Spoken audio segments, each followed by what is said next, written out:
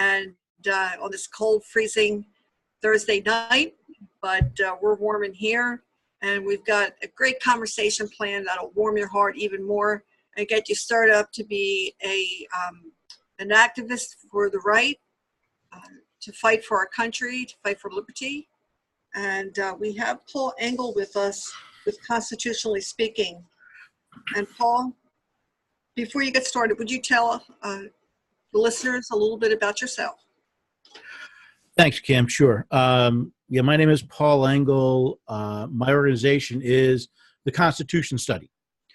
And it comes from the general idea of it's important that the American people return to reading and studying the Constitution. I take it from a quote from John Jay, so that we can recognize our rights, so that we can be prepared to defend them. Most importantly, so we can teach the rising generation to be free. I'm a product of the public school. I learned more about the Constitution and how the government works from Saturday morning cartoons than I did in 12 years of government-run school. So thank you, Schoolhouse Rock. And if it wasn't for the fact that I came across a gentleman who took the history of our nation from a list of names and dates to stories and got me interested, that I started going back and reading the Constitution and the Declaration and found beauty and found liberty and found so much there, and was so frustrated when there's an organization called the First Amendment. It's not the First Amendment Society. The 10th Amendment Society. No. There's a group, the First Amendment Center.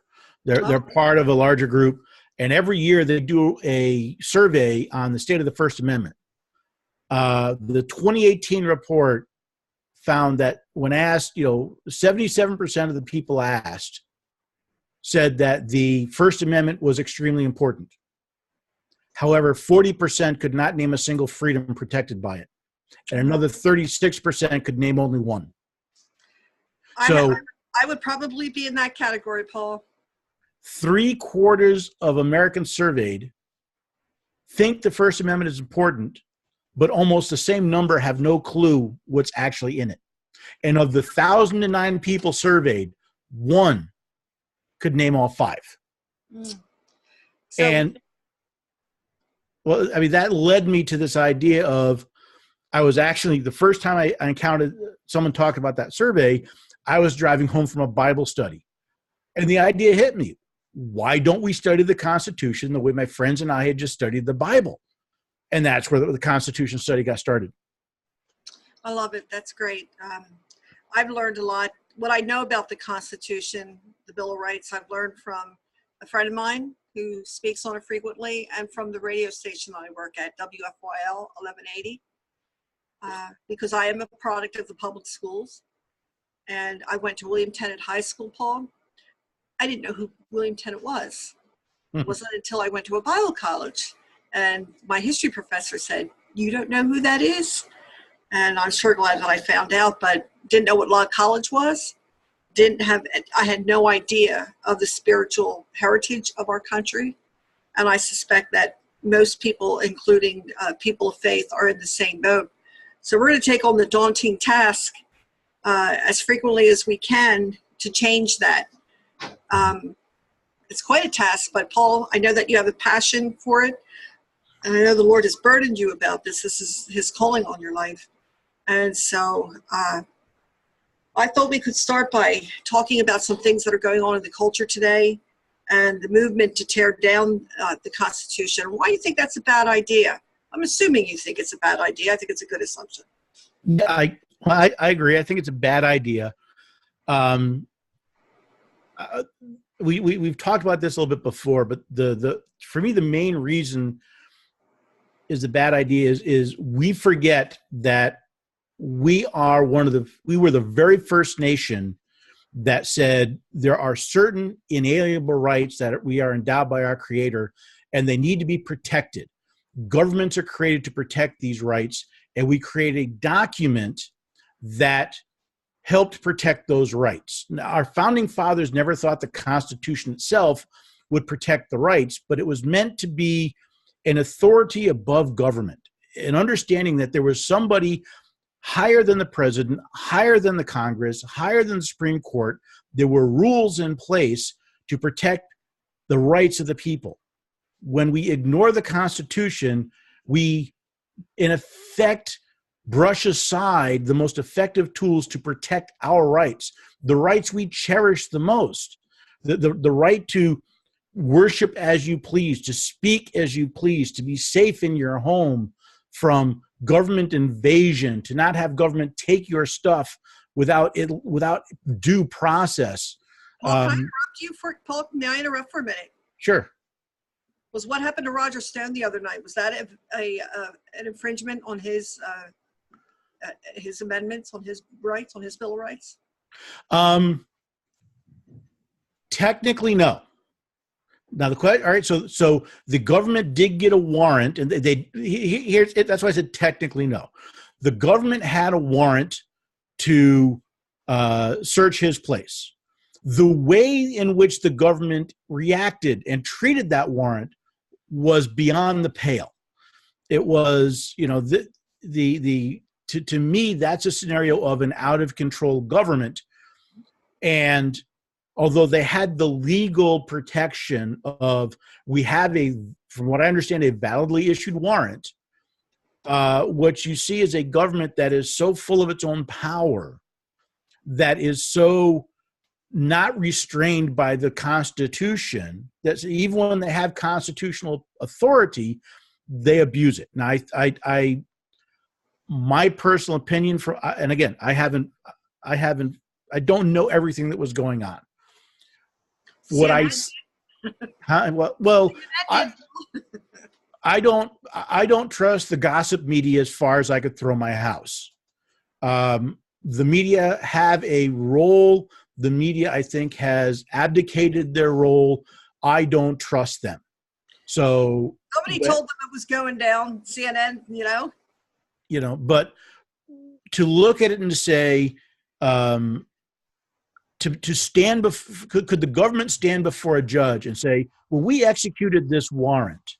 Yes, it was worth spending $150,000, whatever it turned out to be, for all the vehicles and all the personnel for what is effectively a process crime. Right? He supposedly lied. Their justification was they were afraid he was going to destroy evidence, so you needed to raid him like he's a drug dealer. Right? His right to unreasonable search and seizure.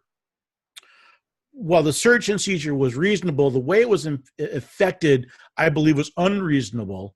And I believe a judge that thinks constitutionally would look at this and say, all right, FBI, somebody should be getting more than a slap on the wrist, because it's an abuse of power. They had a legitimate power. They simply were abusing it for political ends. But we've spent 2 years watching people abuse power for political ends, and all we keep hearing is, well, we got to let him finish. Well, we got to let him finish. I'm sorry, but people are entitled to a speedy trial. If you claim this person's committed a crime, put up or shut up. And if we aren't going to go to our elected representatives and say, you have a duty to oversee the executive, you control their purse, you control the laws under which, even though Mueller works for the Department of Justice, his position was created by the Department of Justice, the laws by which that are handled are done by Congress. We have Congress, which is more interested in playing team politics. So, 2 years of Americans' lives that have been truly trampled on. Mm-hmm. Why are we surprised when the government goes a little farther and says, we're just going to show that we're bullies, and because so that nobody else tries this, which is the reason I think it was a show. I have to agree with you. I also think, Paul, that it was a warning to people like you and others who are conservative and want to be actively so. I think I think it's the ongoing attempt to criminalize conservatism, and those who would want to return the country back to having the Constitution in its rightful place. That's my take on it, but I did want to hear your comments on that. Thank you. You want to pick up where you left off? Where was I? We were talking about the amendments. You're talking about the first amendment. Oh, yeah. So it's well, I mean, this actually is a good example. See, since we don't hold the Constitution as an authoritative piece, since we kind of disregard what it says so often, we shouldn't be surprised when people take it over the top. What's to hold the government accountable? It certainly isn't people upholding the Constitution, because we don't bother anymore. And worst of all, at the bedrock of all of this is the American people don't hold their elected representatives accountable for the job they're supposed to do. Each and every elected official, federal, state, legislative, executive, judicial, are required to swear an oath to support the federal Constitution, the Constitution of the United States of America. We hire these people. They work for us, and we let them run amok. And since we don't reverence the Constitution, we don't hold it up as important, we don't judge their actions based on the Constitution. So those protections for our rights, those people who are hired and sworn to protect our rights, don't bother, because we don't bother holding them accountable for it. Paul, there's a movie out called Monumental. I'm going to guess that you're familiar with it. Yes, I am. Okay. That movie does a superb job of showing the suffering of the Pilgrims and the tremendous price that liberty came at, and that in their times, the idea that you could worship according to your conscience was heresy. I mean, they were burned at the stake. I remember reading through some old writings of, that go back to of the book about Fox's Book of Martyrs, and a blind woman being burnt at the stake. What was her crime? She bought a Bible with a year's worth of savings, and her neighbor, since she was blind, was reading it to her. They were both burned at the stake. And we need to be telling these stories. We need to be to keep the love of liberty high and the quest to preserve it high. Yeah, we forget we have inherited liberty. Ronald Reagan said that liberty is never more than one generation away from falling apart. We don't inherit it through the bloodstream. We inherit it through our own culture, through teaching our children. And we haven't been taught, our parents weren't taught, and in many cases our grandparents may or may not have been taught, depending on how old you are. But listen to these words. I like I said, I see beauty in so much.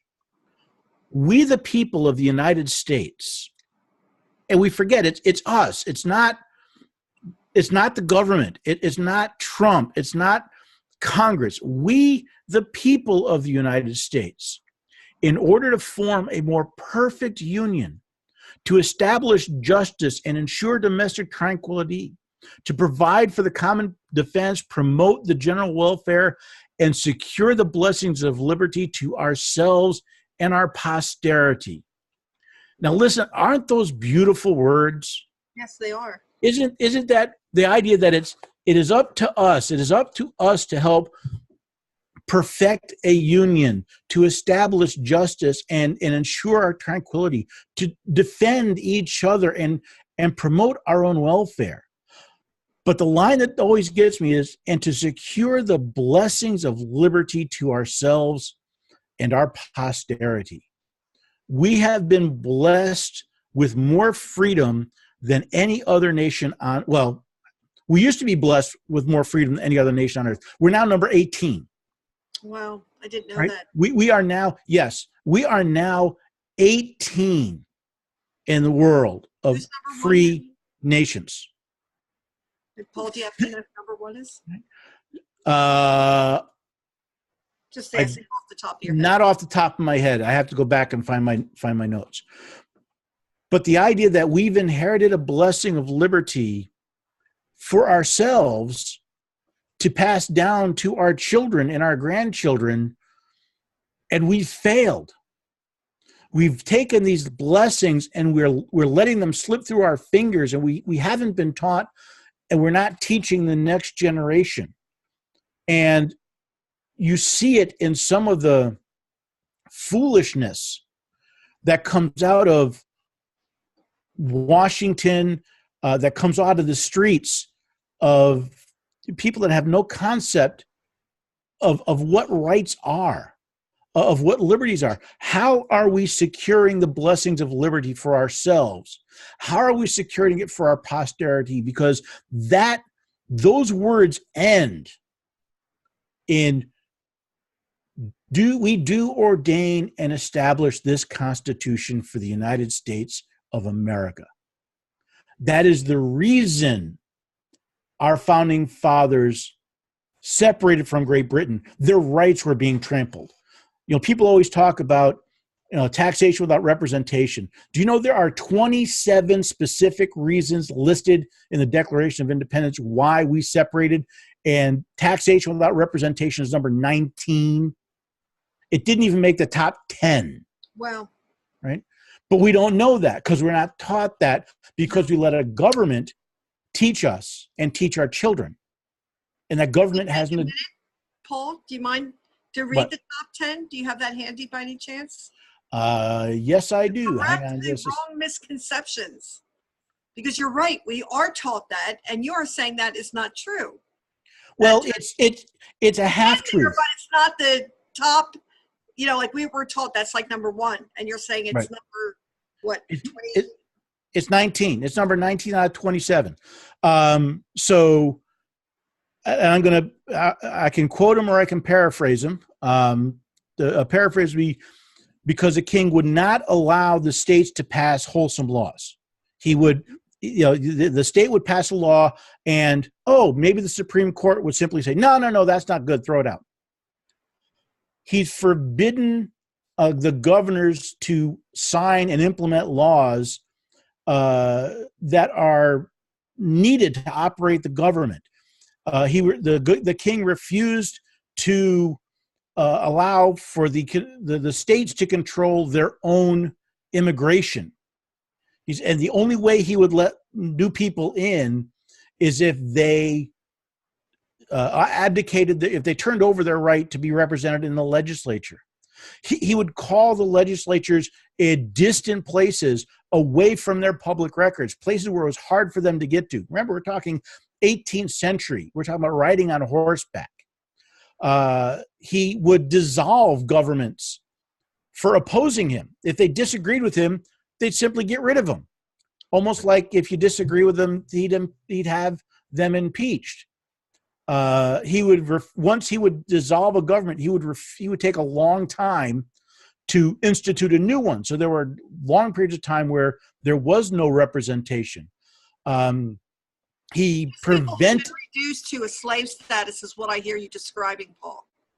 Well, they were colonies, and hang on just a second, because you actually get to a very important point.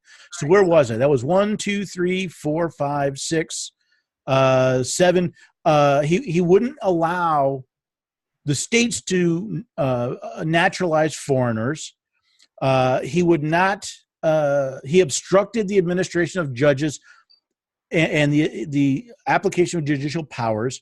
He made judges dependent on his will, and so that he would, if the judge was dependent on the government.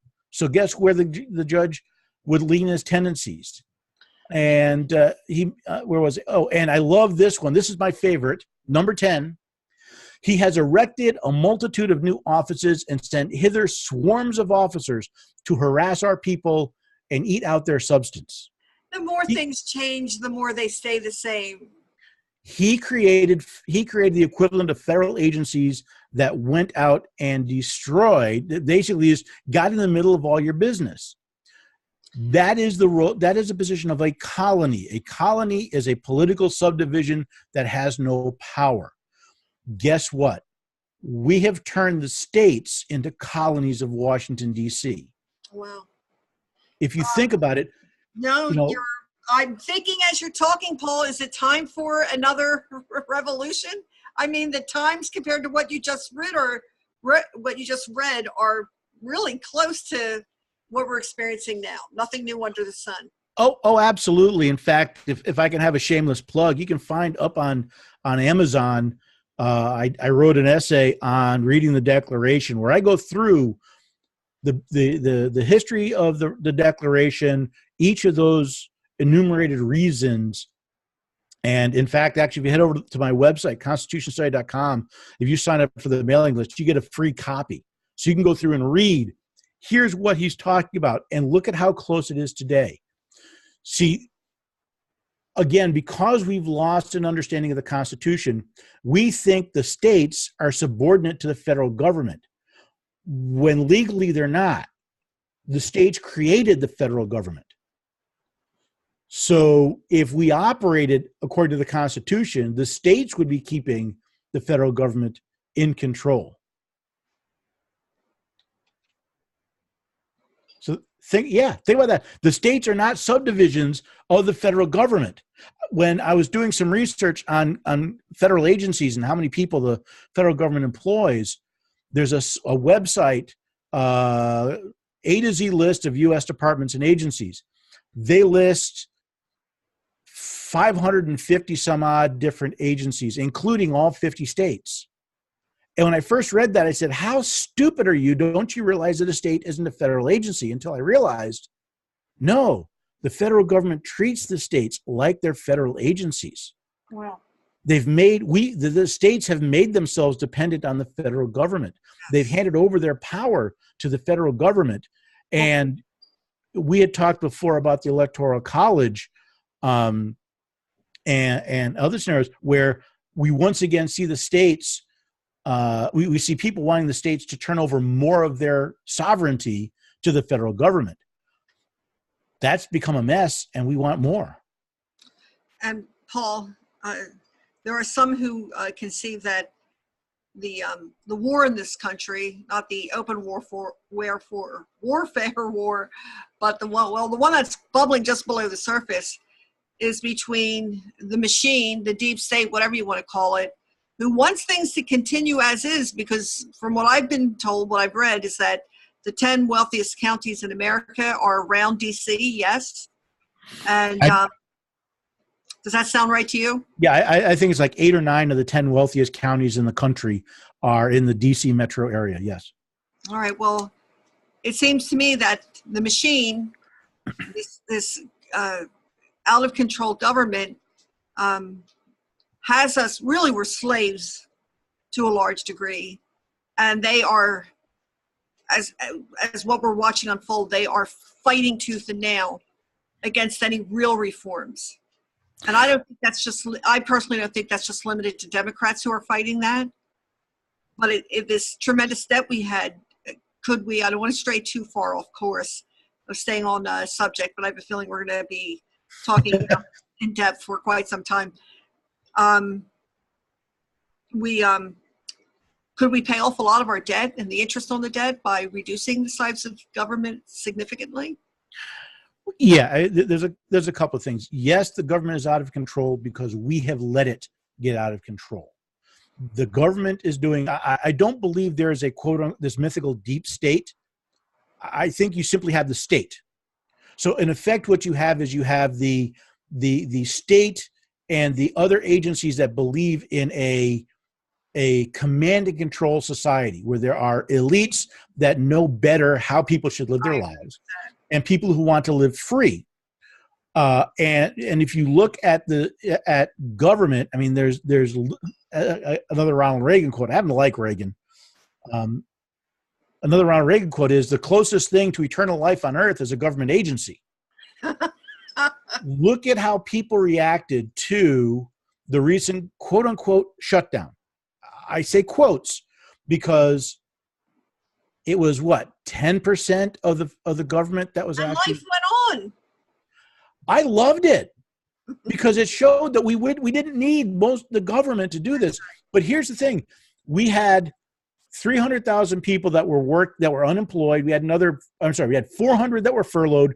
We had 300,000 that were working without pay. You had roughly 750,000 people, and we saw news articles about assistance programs and these poor people. And two things I want you to take away from that. Number one, you never hear people talk. You rarely hear people give such a care about laid off workers that aren't federal employees. You're right.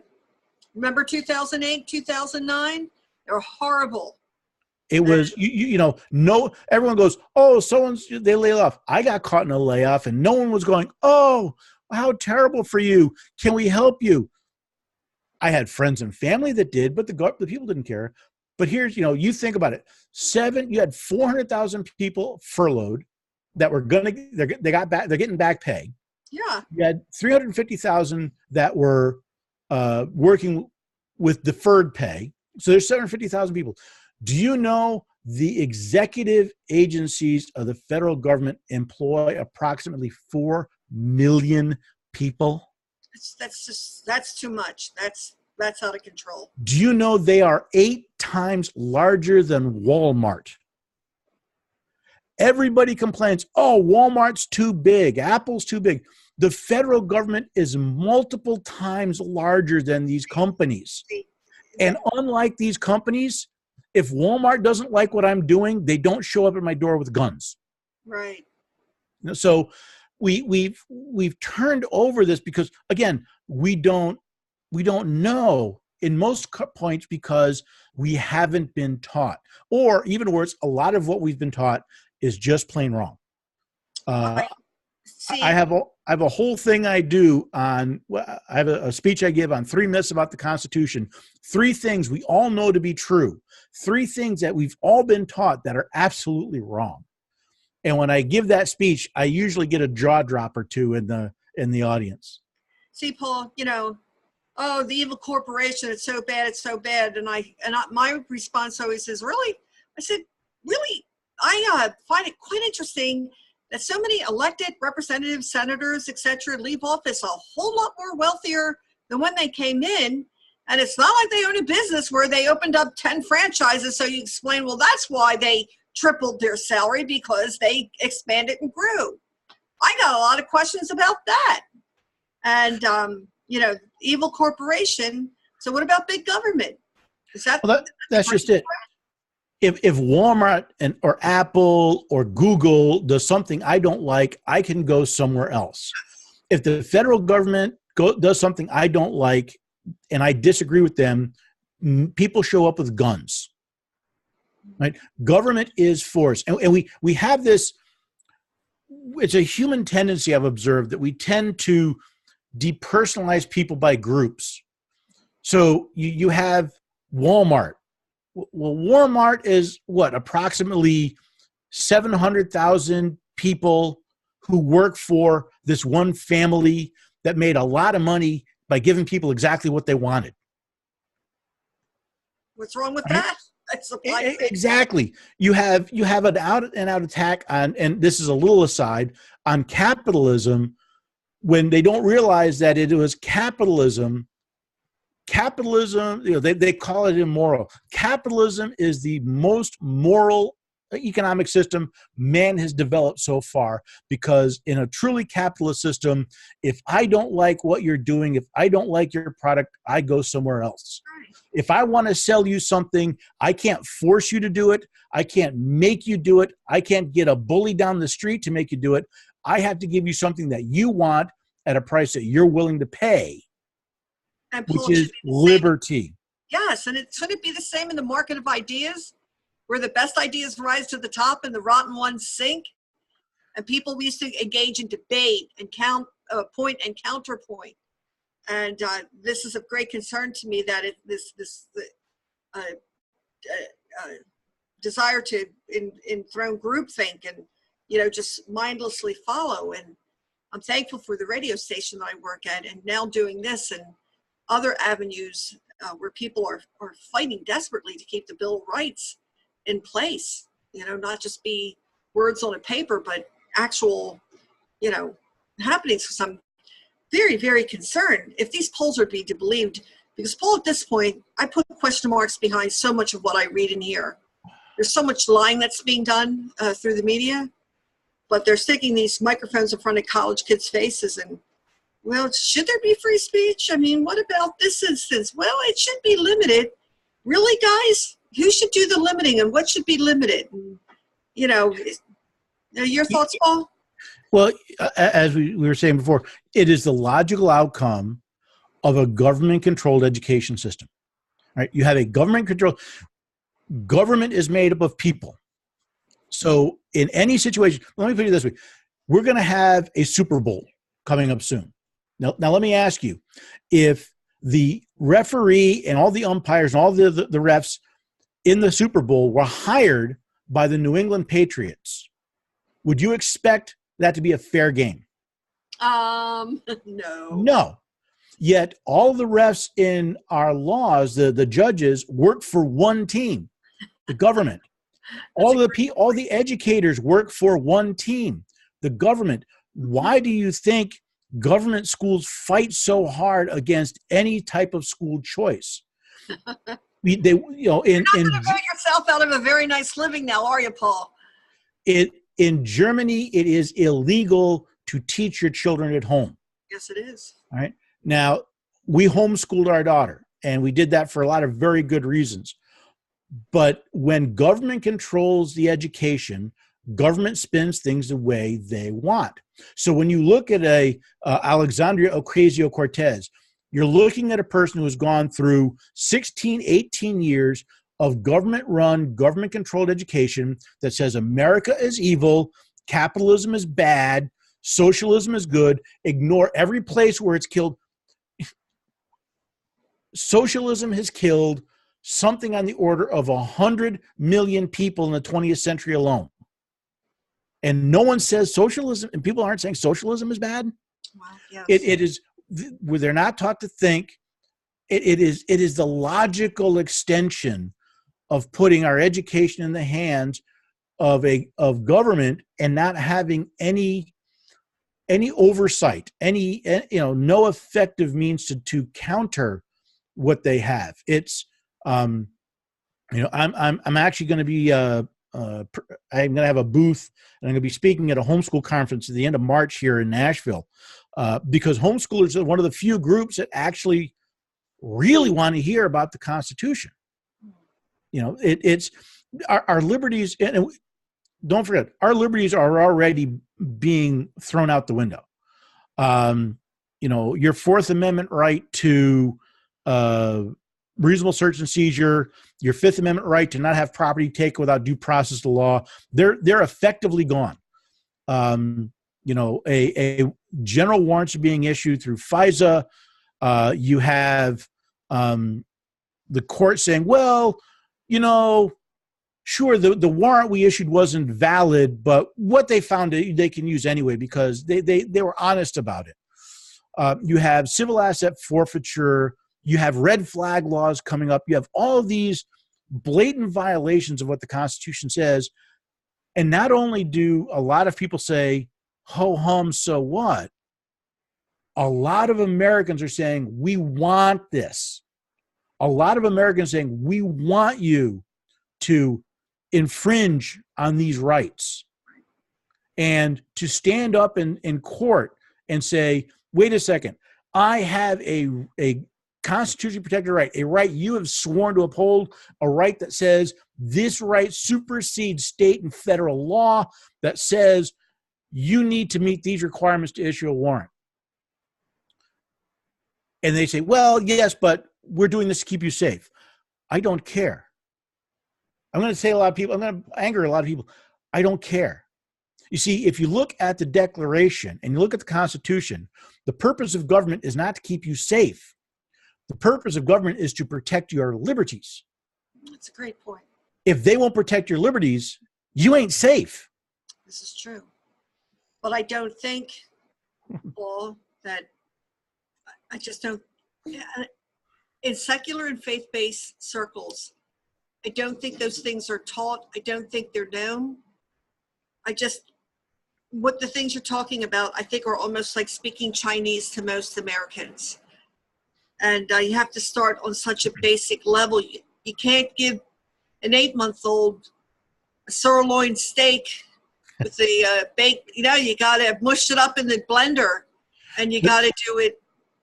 Right. And that's really what the goal of the Constitution study is. It's to get people to actually, one, to interact. The best place for these are smaller groups. In fact, there's an organization I work with, you're familiar with them, Restore the Intent, Yes. that's trying to start Constitution study groups in every county in the nation so that people can sit down and read and discuss the Constitution for themselves.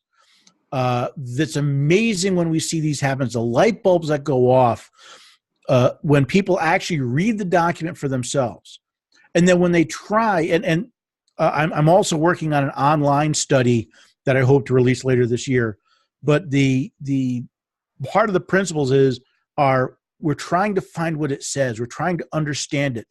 We're trying to take people where they are and say, okay, tell me what you're saying. I want to hear it. I want to compare it to what the Constitution says. Now let's discuss and debate and find out where the truth really is. And it's that idea of, because when I've run studies myself, in fact, my very first Constitution study was back in 2015 in upstate New York. And every night we met, with few exceptions, I would get two questions would pop up. One is, well, if the Constitution says this, why do we do that? Because almost every part of the Constitution we covered, the government was violating it. Two was, what do we do? Because the people, as they see these things and they learn their liberties are being wadded up and thrown away, they're being used as toilet paper, they're being ignored. Once they realize what's already been lost and what's being lost, they want to, what do we do? You said there's a new civil war coming. Thomas Jefferson said there should be a civil war about every 20 years. Wow. Now, here's what I see. If I try to look into the future, if I try to predict what's going to happen, I'm not a prophet. I don't know, but I see either we're just going to continue down into tyranny, right? What we're talking, the opposite of constitutional liberty is tyranny. It is a group of people in control. So we're either going to just roll over and continue down towards tyranny, or we're going to fight. Now, when we fight, there are two ways we can fight. We can fight at the ballot box, or we can fight on the battlefield. We have to choose. There's a great story about the Battle of Athens. It happened in Athens, Tennessee in 1946. It's up on the website. I actually did a podcast episode about it as well. Actually, I don't think that one's not been posted yet. But in Athens, Tennessee, when the GIs came back from the war, they found the sheriff and the county election system, the county elected officials, so corrupt that when they tried to put their own people forward for elections, they were stealing the elections, and there was an actual gunfire. There was a raging gun battle in the streets, election night, 1946, to try and prevent the stuffing of the ballot boxes. And it literally was people, men who had said, we went overseas to fight for our freedoms, and now we're coming back and watching them taken away, and we're not going to stand for it. Paul, let me interrupt you here. Just Don Ellenson just wrote that they confuse capitalism with corrupt cronyism. Do you want to comment on that? Yeah, it's exactly right. It is cronyism, which by definition is corrupt. we have to, part of what I like to do in all my studies is to stop and think and try to understand. We have to understand that the system is effectively run on bribery. And when we think of bribery, we don't immediately think of money's changing hands and backroom deals and cigar smoking guys. And, it's when you trade something of value to change the judgment of somebody else. And if you think about it, it goes all the way down to, and again, ultimately, it's the American people that are responsible. We have traded our votes. We've accepted the bribe of the government will give us stuff in exchange for our votes. I think we've established, Paul, that based on some of the things you shared with us, which I don't know about anybody else who's on tonight, but I learned quite a bit tonight. I always thought I was, heard the little sound bites of taxation was like the number one cause for the revolution, and it was not. I was not taught that. And just the idea that our founding fathers, based on the little bit you shared tonight, Paul, if they were here tonight, if they were joining you, they would be saying along with you, cherish your liberties, cherish your rights, fight for them at all costs. Am I hearing you correctly this evening? I would think so, because, if going back to the Declaration, we kind of forget, again, I've grown to love the words. The Declaration of Independence ends with, "We therefore, the representatives of the United States of America, in General Congress assembled, appealing to the Supreme Judge of the world for the rectitude of our intentions, do, in the name and by the authority of the good people of these colonies, solemnly publish and declare that these united colonies are, and of right ought to be, free and independent states." And it continues on. It ends with, "With a firm reliance on the protection of divine providence, we mutually pledge to each other our lives, our fortunes, and our sacred honor." They were willing to pledge. They were willing to lay down their lives. Something like, I can't remember if it was half or three quarters of the men who signed the Declaration were either killed, imprisoned, or had all of their property taken. See, they didn't lose the "I don't have to be offended." They didn't lose the "oh, I have to go to Google to get my stuff done." They didn't lose the "I've only got 14 choices of deodorant, not 27 choices of deodorant." People lost their lives for freedom. People, we're worried about people calling us names. You have people who won't defend their rights because they're going to get called names on Twitter. Why? Watch what happens. Someone makes a point. Now, whether you agree with that point or not, they make a point. They express them. They exercise their freedom of speech, their freedom of the press, and in many cases, their freedom to exercise their religion. And as soon as somebody, as a group of Twitter, come out and call them names, they take it back. They're gone. And the number of times you see, I watch people and I go, "Yes, stand up, that's right." And then they turn around and it's like, "Oh, I'm sorry, I didn't mean it." I'm like, we've become a country of wimps. Apologizing for anything that offends whoever this group is that now controls the national conversation more and more. And Paul, your words are very, very sobering, because I would ask you, the purpose of Conversations on the Culture is to learn, be educated, to be informed, but to equip to do. What would be your call to action to us on the to-do side of this conversation? And anybody want to jump in with comments, questions? Start typing. Well, before I do the call to action, I have a little story I want to tell you. See, we forget the Revolutionary War, the actual fighting started over gun control. The British were coming to take away the powder at Lexington and Concord. And it was the American militia that stopped them. The shot heard around the world was Americans, colonists, defending their guns. Now, when the British marched on Lexington, they were met by the Massachusetts militia. I found out this story relatively just a couple months ago. I love this. So the British march up to the Green. The Massachusetts militia were there, and the British commander orders the militia to lay down their arms and disperse.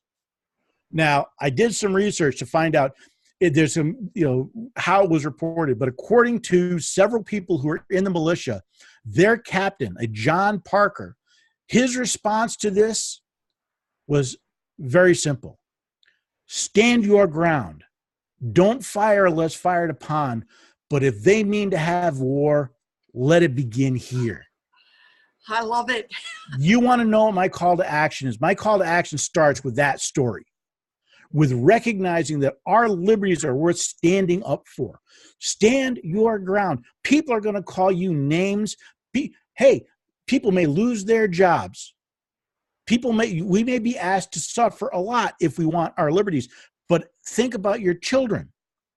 See, people ask me sometimes why I do this. I've actually taken time off.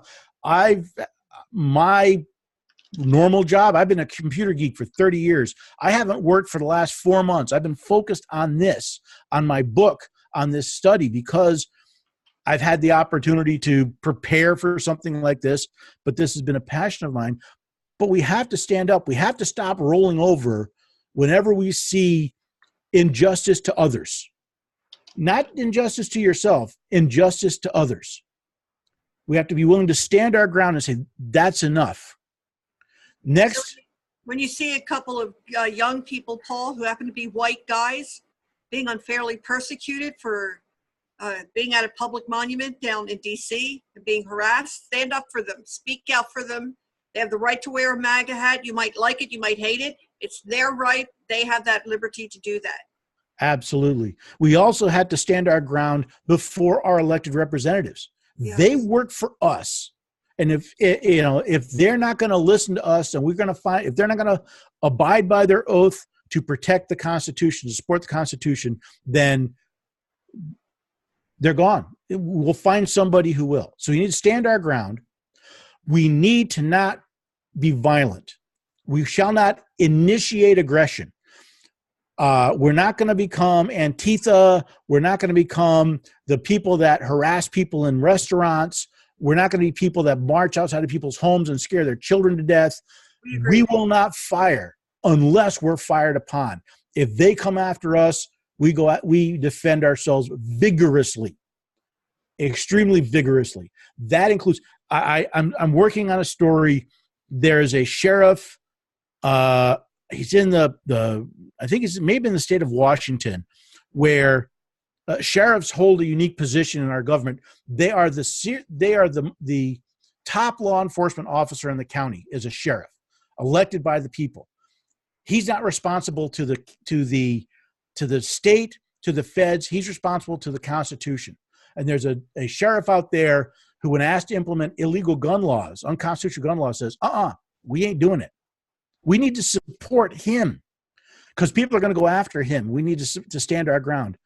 But the biggest thing is we need to recognize if that means to have war, if they're going to come after our rights, then we want it to start here, not with our children. We have been passing the buck for decades in this nation to our children. It's been 100 years this has been coming. It's been actually close to 130 years that you see the serious start of this slide towards totalitarianism and the progressive movement. And it's time it stops that we say, no, I'm not going to have my daughter fight this fight. I'm going to fight it so that my daughter doesn't have to. John Adams said that he had to study war so his sons could study math and science. It's a paraphrase. We need to be willing to study the Constitution and fight for our freedom so that our children can study whatever they want in a free country. That's right. So if I were to list a call to action, the first thing I would say is study the Constitution for yourself. It's not that hard. You can get it, go to archive.gov. You can get it free online. It should take the average person about 30 minutes to read the Constitution. And Paul, let's be clear to everybody, because to study the Constitution, oh my gosh, we're talking about hours of going through reading like a dictionary, it's torturous. We're talking about the layman study. We're not talking about people who are in law school or representatives or senators who should be studying it as in depth as they are. So you're talking about a very practical study, I take it. Yeah. First of all, lawyers do not study the Constitution. I've talked to several lawyers, and law schools, you're not required to take a Constitution class. They study what's called constitutional law, which is basically Supreme Court opinions. So, wow. Right? The Constitution was written so that the average 18th century farmer could read it. Right? The language is a little tricky sometimes. I understand that. No, you're not talking. It takes about 30 minutes to read through it. The Declaration, the articles, and all 27 amendments, it only takes about 30 minutes.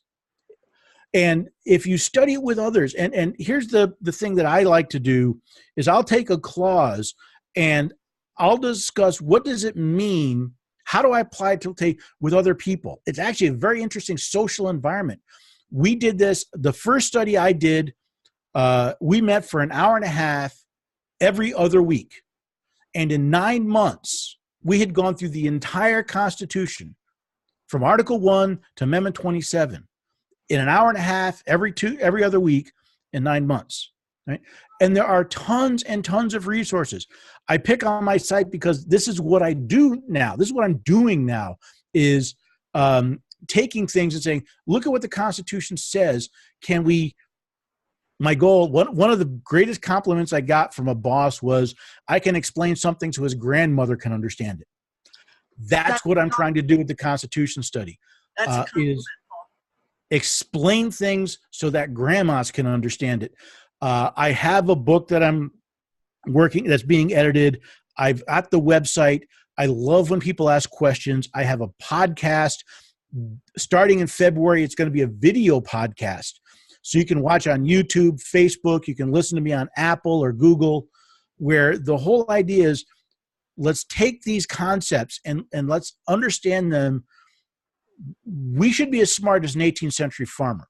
It shouldn't be that, it's not as hard as people make it to sound. In fact, one of our founding fathers, a gentleman by the name of John Jay, for those of you who went to public school and don't know who he is, John Jay helped negotiate and sign the Treaty of Paris at the end of the Revolutionary War. He was the very first, he helped write the Federalist Papers, which were essays explaining the Constitution to those 18th century farmers. He was the very first Chief Justice of the United States. He was the second governor of the state of New York.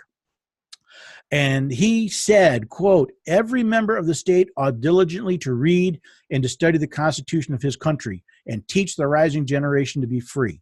By knowing their rights, they will sooner perceive when they are violated and be the better prepared to defend and assert them. The Constitution was meant to be read by we the people. It starts out with we the people. We've been taught that it can only be dealt with by those high priests, those 9 high priests in black robes, who are, and I don't mean to be insulting, but I have no other way to describe it. They are constitutional idiots.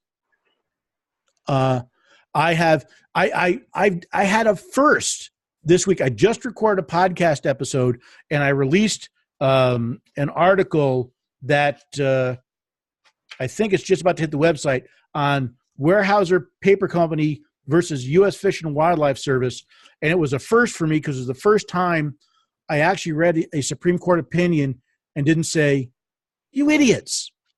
They came to a proper opinion using proper legal and constitutional techniques and came to that's the first time. When was that decision, Paul? That decision was late 2018. Okay. So that's an encouragement. Now, I have to admit, I've only been I spent about the last year looking deeply into Supreme Court opinions. One of the things people like, I've been taking Supreme Court opinions and taking them apart and looking at them constitutionally. But it's, remember, the Supreme Court said that blacks were property. The Supreme Court said that if you're an American of Japanese ancestry, you can be interned without charges or warrant. By the way, neither of those, I think Dred Scott, they sort of kind of reverse themselves, but Korematsu, the intern, they never actually overturned that. So that's still Supreme Court precedent. The Supreme Court said that the taking of property for public use means whatever the city wants it to mean. I mean, you don't actually have to use it for public use. We can just take it from you and give it to a private company and sell it to a private company. They said that a tax didn't have to be a tax, that a fine was a tax, and that you could be ordered to buy something. Right? That's our high priests in black robes, because we've been taught that only the Supreme Court can tell you what the Constitution means. Wrong.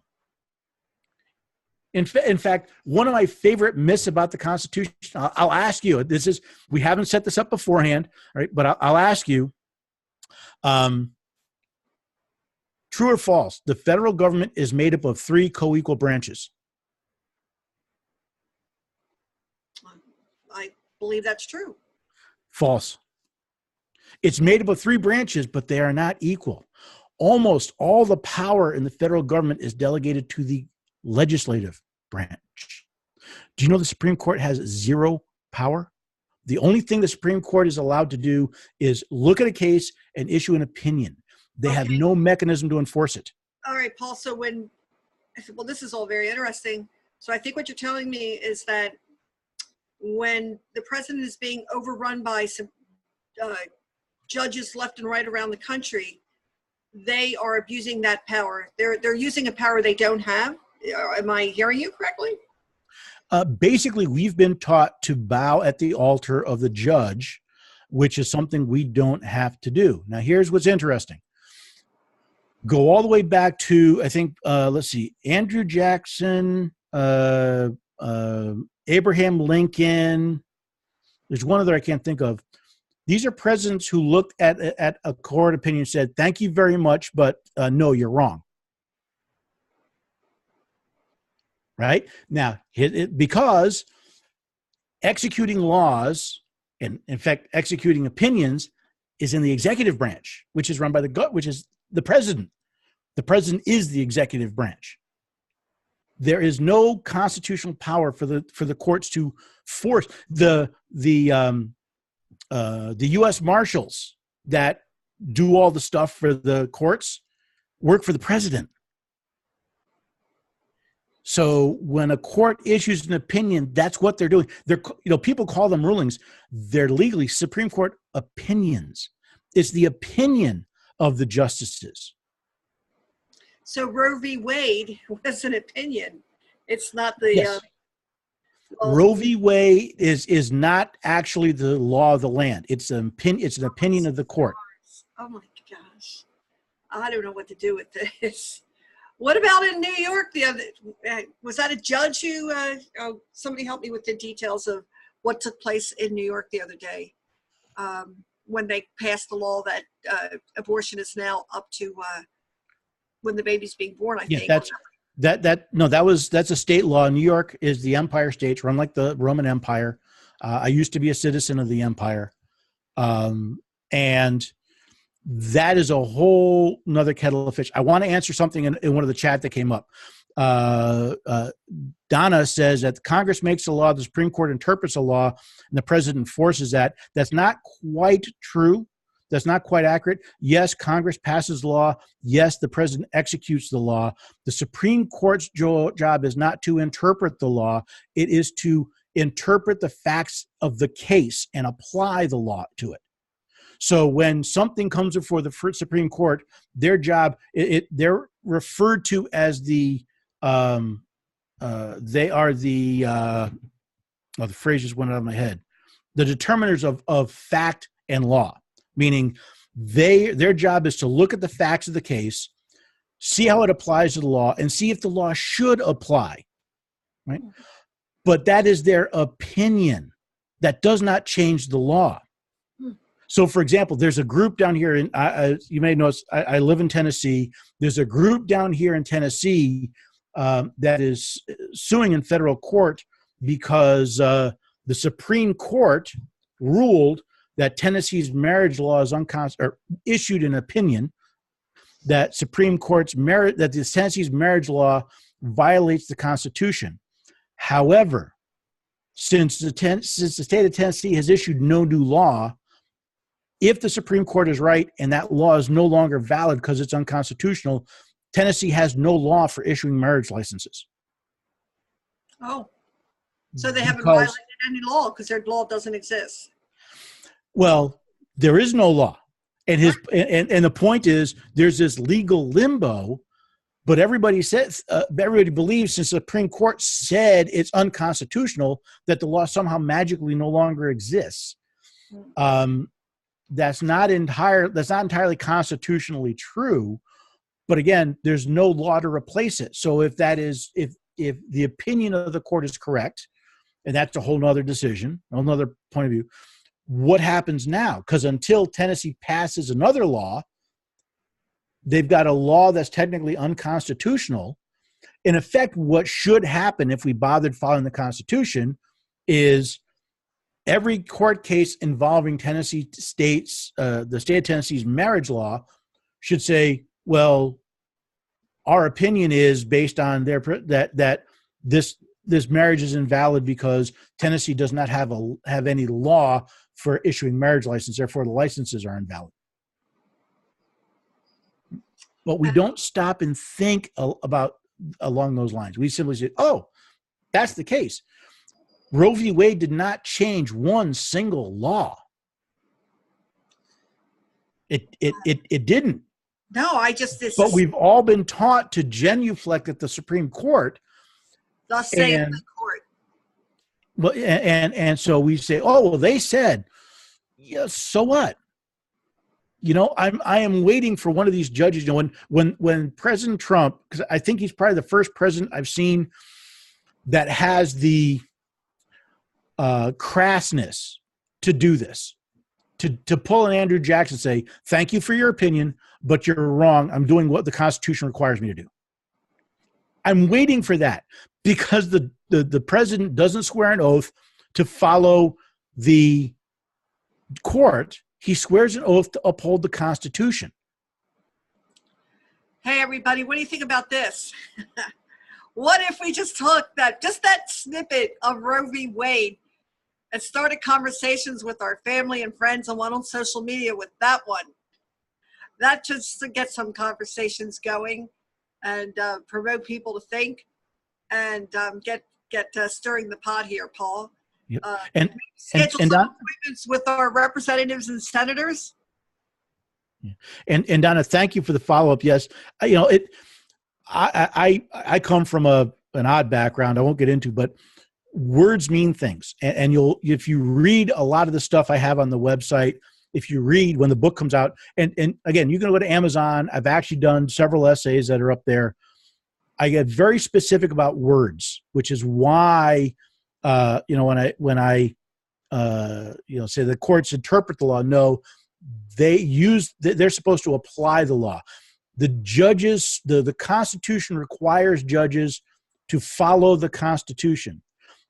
They're required to follow the U.S. Constitution, even above state constitution, above federal law, above state law, and above state constitution. The supreme law of the land is the U.S. Constitution. And it's those details, it's how my mind works, that sometimes when you repeat them over and over and over again, we end up with the myth of, hey, we have three co-equal branches of government. No, we don't. We have three branches of government that have their own roles. And if they went back to doing those roles, life would be interesting. And oh, by the way, kind of get back to something you said a while back, if the federal government did, when I went through those 550 some odd agencies, I could find constitutional justification for about 59 of them, I think. 1/10. Oh my. Which means if the federal government only did what it was constitutionally authorized to do, we would wipe out the debt, not just the deficit. Deficit would be gone, and we would wipe out the debt in about 10 to 15 years. $22 trillion of debt would be gone. Now, the states would have to pick up some of the things the federal government is doing. So there's a lot of dynamics that would happen in there. And that actually gets into another whole interesting conversation. If we restrict the federal government to what it's constitutionally authorized to do, what happens about? And I love getting those questions on the websites. There's a spot to ask questions. And I always ask for questions in my comments and stuff about what do we do if the federal government doesn't do this? What about? And those are wonderful discussions because it makes us stop and think about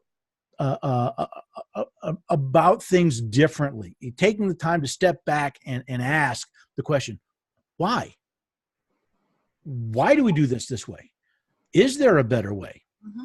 Those are wonderful. And that gets back into that, getting started in the conversation. And Paul, aren't those conversations we can have in our communities a lot of times where problems should be solved as much as possible on a very local level? Oh, absolutely. There's talk about in the chat about the changing of words. Yeah. I'm old enough to remember when gay meant happy. Yes. And when they talked about the gay 90s, they weren't talking about a bunch of homosexuals in the 1890s. They were talking about happy. It was a happy time. Yes. Words mean things, and having these discussions, and there's the Constitution studies that I run, and the online one I'm developing. We have a set of guidelines, a set of guiding principles for these studies. One is that we work off of original sources, right? Not so and so said, so and so said, so and so said. Couple things is we listen to everybody. You see, everybody's entitled to their own opinion, but they're not entitled to their own facts. So one of the most powerful things to do is to listen to what other people have to say, then try to find the truth by going back to the facts. Mm-hmm. So, it's this going back to what do words mean? What does it mean when it says, the right of the people to keep and bear arms, which is one of the biggest. What does it mean that you'll be protected from unreasonable search and seizure? What does unreasonable mean? And one of my favorite resources is, I think it was Noah Webster, one of our founding fathers. Was it Noah or Dan? No, sorry, it was Daniel Webster. He's one of our founding fathers. And he thought that Americans should have their own variation of English. One of the reasons we spell color without the letter U is because Daniel Webster wanted us to have our own version of English. And he compiled a dictionary. He published it in 1828, and it's available online. If you search, I think it's 1828websters.com, but if you search for 1828 Webster's Dictionary, you'll find how the words were defined when our founding fathers were using them. It's the closest one I've found. It's a great resource to kind of, I was answering a question for someone yesterday about what's the difference between what is due process? When it says you cannot be deprived of property without due process of law, what does due process mean? And again, you go back to the 1828 dictionary and you find, it's what is proper, it's what is owed. So what does it mean when I have a process that gives me what I'm owed before you take my stuff? Well, he was dealing with red flag laws. It's like, I have rights. Here are a list of constitutionally protected rights. If you're going to have due process, you can't just follow a process. You have to give me my due. That means protecting my rights. Again, that's taking that, hey, due process. And can we boil it down to something that the average citizen can understand and use in a conversation? That's a great point, Paul. We throw these terms around, and do we know what they really mean? And that's where these discussion groups, I think, can come in to play. And in the little bit we've talked here, guys, knowledge is power. And when you can go to Harrisburg and you can sit down and talk with your representatives and your senators, and share these things with them, and essentially, hold them accountable. And one thing I learned from Bill Federer, the historian, when he started using the term "the people are the king," Paul, I was like, what is this guy talking about? That's a term I'd like to hear defined. We're running out of time here. But, ultimately we have the power because we hold the purse strings. And I think too many people have forgotten that, even though it seems to be an obvious truth. Your thoughts on that? Yeah, it's sad. I was having a discussion a couple weeks ago with someone who they've given up. They don't bother voting anymore because they don't see any changes happening. I hear this all the time. I do, and it part of me is sad. Part of me is frustrated. Part of me gets. I want to get angry, but I mean, I understand. I understand the logic behind that. But I think of it this way. Things not getting any better also means that things are not getting worse. And, sometimes we have to look at this and say, if I'm on the Titanic and I'm heading for an iceberg, if I do nothing, we're hitting the iceberg and 1,500 people are going to die a painful death in the North Atlantic. If I try something, maybe I make it better, maybe I don't. But if I can avoid making it worse, then I've done something. And it's frustrating when we don't see things changing. But I think part of the problem is if you were to wait to the last until the who they want to vote for. That's Paul, I would say in part that getting information about candidates becomes harder and harder each year. True, but I want to flip the script because what we're seeing are two converging trends that are causing the problem. One is this continual drive to make everything federal. Our system is not designed to have everything federal. We're supposed to have everything local. The federal government is supposed to have next to nothing to do with you. The federal government is not supposed to be doing all that much. It's mostly supposed to be local. And we really need to start focusing on local elections, county elections, state elections, because they're the people that are closest. The second thing we need to do is we need to be working with these people before election season. I make a habit every year. I at least email my state rep and Senate frequently, but I always try and set up a meeting with them just before the session starts. And I go in and I say, what is top on your mind? What are the things you're being asked to do with here? I'll tell you what's on my mind. And let's talk about these things logically and rationally and constitutionally. And it does make a difference when you can drop an email to somebody and actually get an answer that's not a form letter. It makes a big difference. Yes, it does. So if we start moving the power locally and we deal with people, not simply voting machines. If the way I look at it this way, part of the way Washington works by the bribery of lobbying. Well, if I'm finding men and women who are willing to serve their nation and do so by following their oath to the Constitution, that want to be constitutional, that are willing to to suffer the slings and arrows that are going to be thrown at them for doing that, I should really have to lobby them. I should be able to have a rational discussion. Have you thought about this? Have you thought about that? But I should be doing that long before the primaries are over. The election system, the federal election system, it's a mess. It's a corrupt, disastrous mess. That's a whole other conversation. Oh God, we could go into that. and the Electoral College and the primaries but if I wait until someone else is chosen who will represent a party, if I vote based on party, rather than based on the Constitution, politics has become a team sport.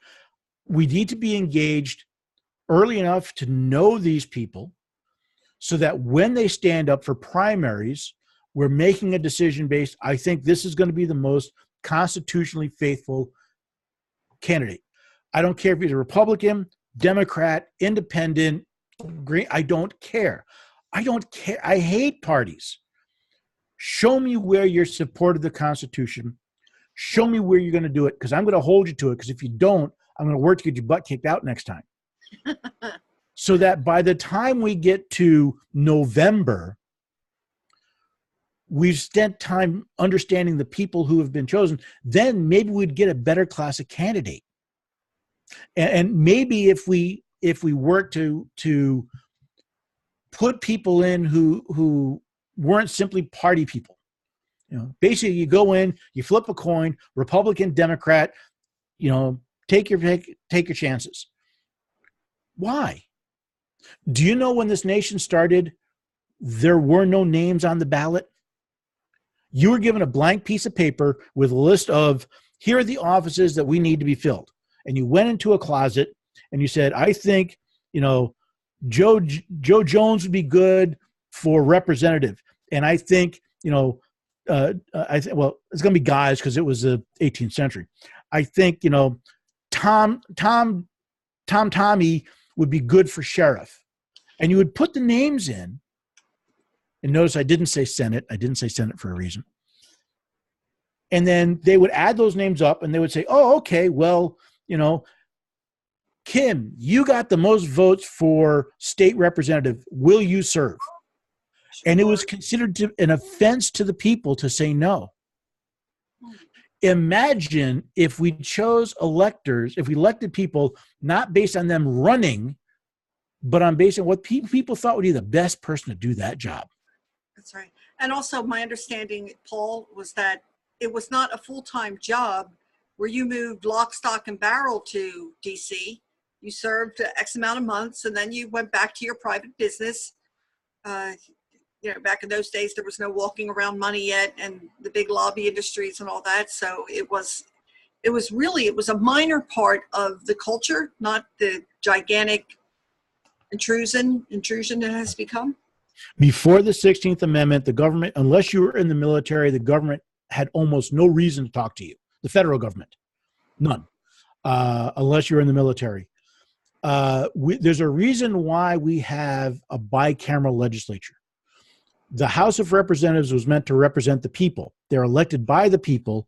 They're elected for 2 years because it was supposed to be everyday ordinary people. It's like you described. It's like, Kim, we think you'd be a great representative. Will you go to Washington for 2 years and serve?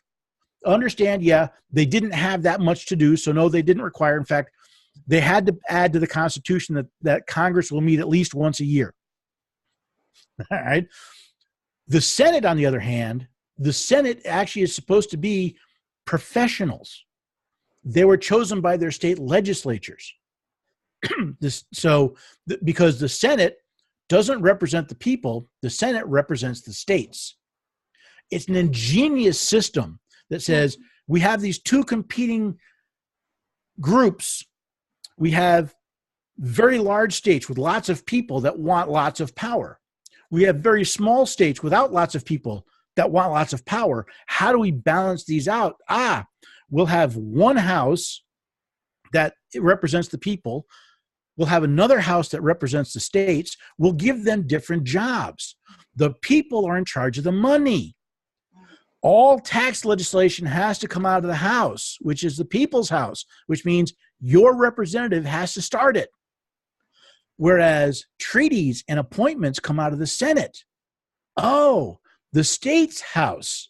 The states choose ambassadors and judges and sign treaties because the United States is a compact. The Constitution is a compact, an agreement that creates a union of sovereign states. And my understanding is wasn't it at one time that the appointment of senators came out of state houses? Paul, is that? No. The appointment of senators is done by the president with the advice and consent of the Senate, which is nothing we lose. We look at the Kavanaugh hearings, a perfect example. The president chose a judge. The Senate went bananas trying to figure out if they were going to confirm that. Where was the advice? See, it's advice and consent. Everybody forgets the advice part. We forget that part of the process. So I said, we are ignorant of how our country is designed to run. So it's like somebody who's never driven a car before being put behind the wheel of a Model T and saying, now go down the interstate at 70 miles an hour. In fact, I love these little anecdotes. I heard a great line the other day. Hasbro, there's a company that makes the game Monopoly. You familiar with the game Monopoly? Right? Everybody knows Monopoly. They did a study. They did a survey, and they found out that something like, I think it was 58% of the people who play Monopoly have never read the rules. They were told how the game was played by somebody, and that's how they play, but they'd never actually gone back and read the rules. We run this country like a game of Monopoly. I would say 90% of the people have never read the rules. They were told how the game was played. They were told the rules that are not really rules. They were told rules that were wrong. There were rules that were left out. And then we put them in charge of a whole country, 330 million people, the $20+ trillion economy, all being played by like a game of Monopoly where nobody bothers to read the rules. And you know what, Paul? You've given us so much to initiate conversations, to make posts. That's a great post. Hey friends, I just found out the other night. I just heard a really good comparison that the country is being run like a game Monopoly, and put a picture of it, underneath it. That's got to get some people asking questions, I'll tell you, head over to the website.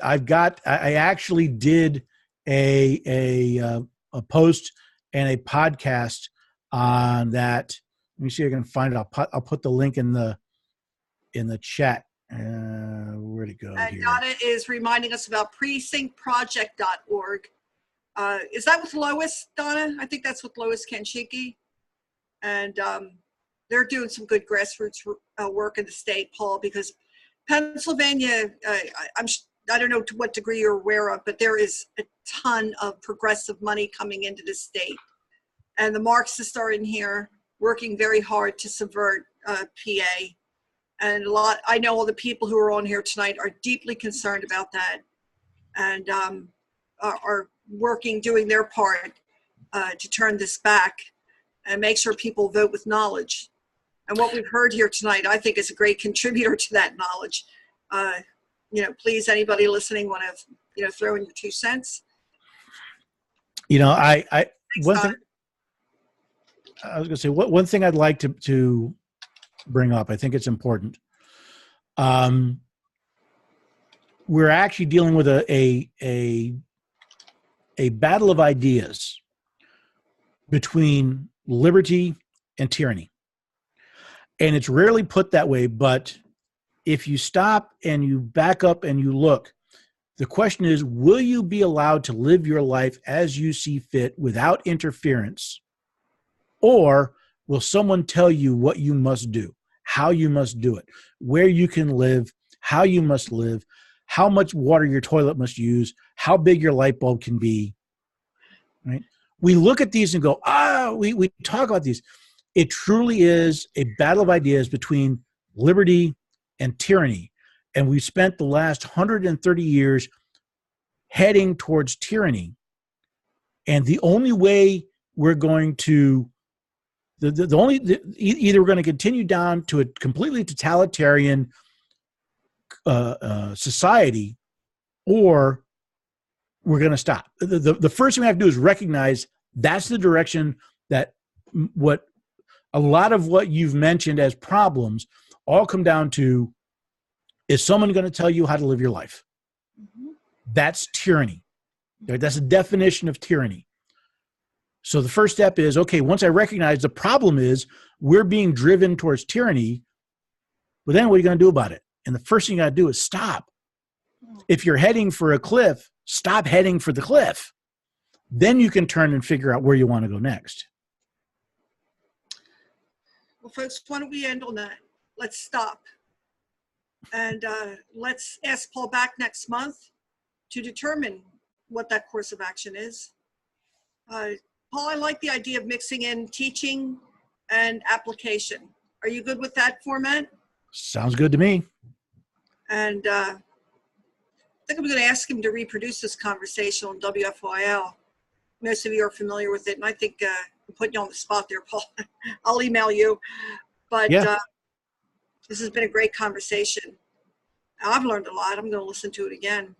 I got to digest some of what you put out there, and I know that's just a morsel. But babes can't drink and eat full food. They got to get weaned off that. So, and I know there are people here who know far more than I do. But we need to be constantly reminded and submerged in it. Let's go ahead and put some things out there to some folks. There's some good conversation starters here tonight, Paul. Thank you. Yep. And engage. I was going to say one last shameless plug. I love questions. I love when people I keep plugging the website because it's my main interface. When you ask a question, I get wonderful questions from people. Have you thought about this? How do we deal with that?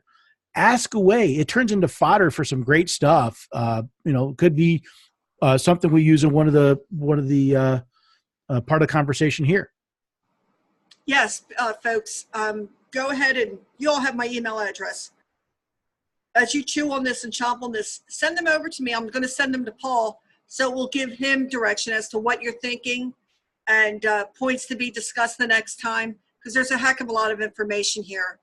And but let's, invite your friends. Tell them they got to come in and listen to this. If they love liberty, if they love the country, if they're concerned about what's going on, instead of complaining and this is proactive. This is a way to be a part of the solution, I think. So if nobody has any other thoughts or comments, we're going to close at this time. Stand your ground. I love it, Paul. That's our new logo, I think. Ground. And we'll schedule with you for something in March, Paul, and we'll pick up where we left off. Thank you so much. Thank you for having me. It was wonderful. Yes, indeed. Thank you, everybody.